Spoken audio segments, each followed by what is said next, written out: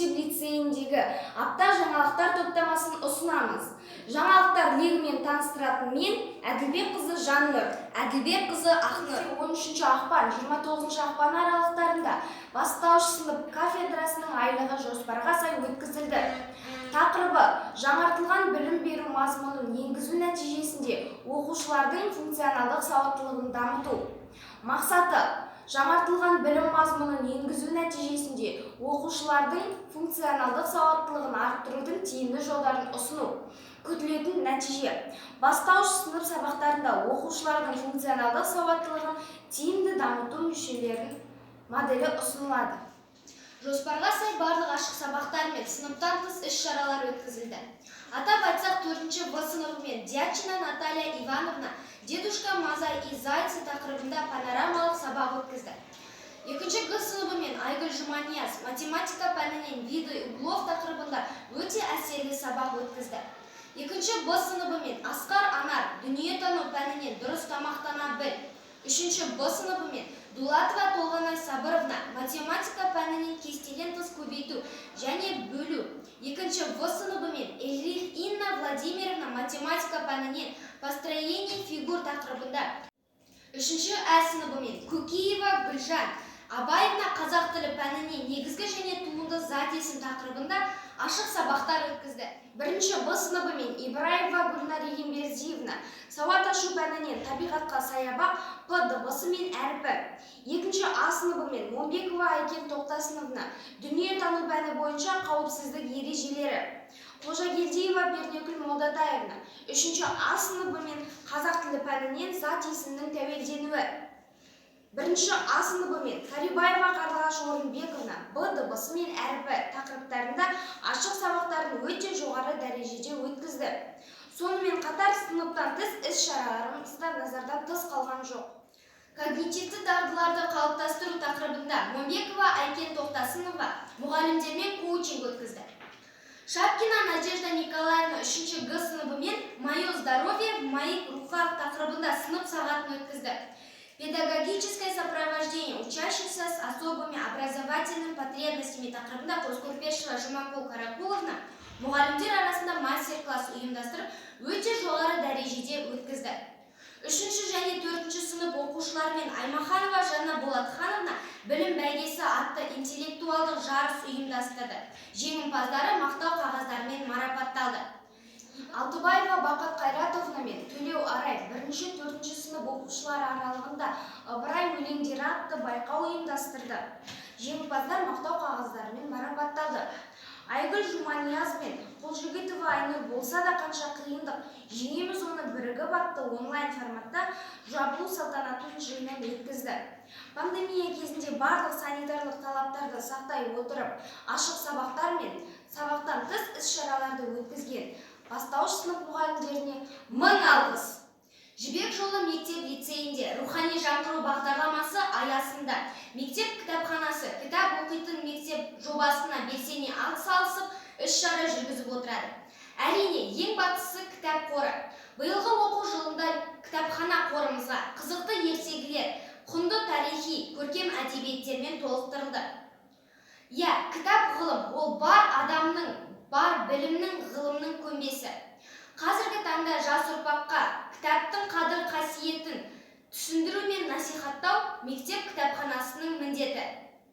Еңбек пәнінің мұғалімі Нұралбаева Гүлсан Әсеевна оқушыларға қашықтықтан білім бере отырып, олардың шығармашылығын шыңдай түсу мақсатында оқушылармен қашықтықта жұмыс жасауда. Назарларыңызға 7-ші А сынып оқушысы Халық Амина мен 5-ші сынып оқушыларының шығармашылық жұмыстарын ұсынамын.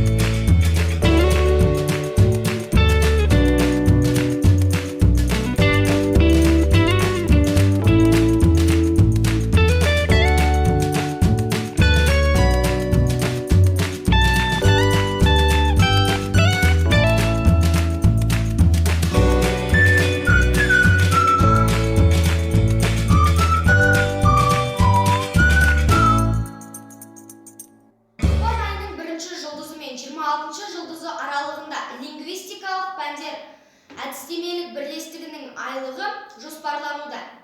Тақырыбы жаңартылған білім беру мазмұны негізінде оқушылардың функционалдық сауаттылығын дамыту. Ашылу салтанатының тақырыбы мақсұтым тіл ұстарып өнер шашпақ. Ашық сабақтар мен сыныптан тыс іс-шаралар жоспарлары құрылып, мектеп директорымен бекітілді. Айнұр Мамырбаева мен Назгүл Абдыманапованың ұйымдастыруымен 5 және 9 сынып оқушылары арасында лингвистикалық пәндер айлығының ашылу салтанатты шарасы ұйымдастырылды.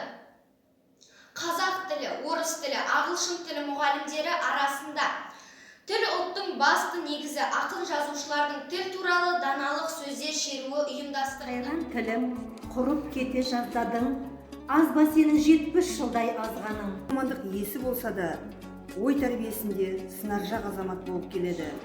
Өзінің әдебиетін сыйламаса, бағаламаса, оны сауатты, мәдениетті адам деп санауға болмайды.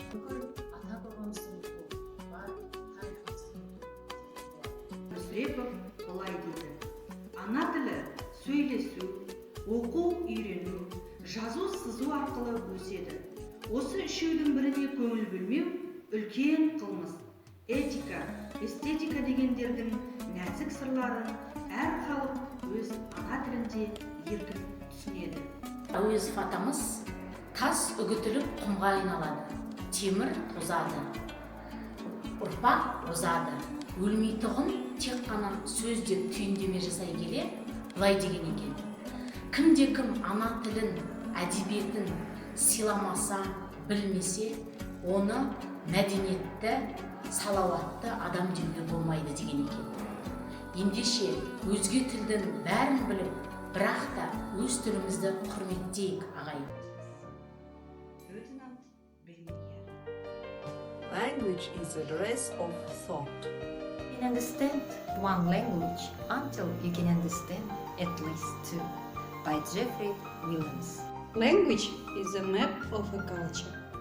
It tells you where its people come from and where they are going. Rita Mae Brown. Different languages is a different vision of life. Federico Fellini.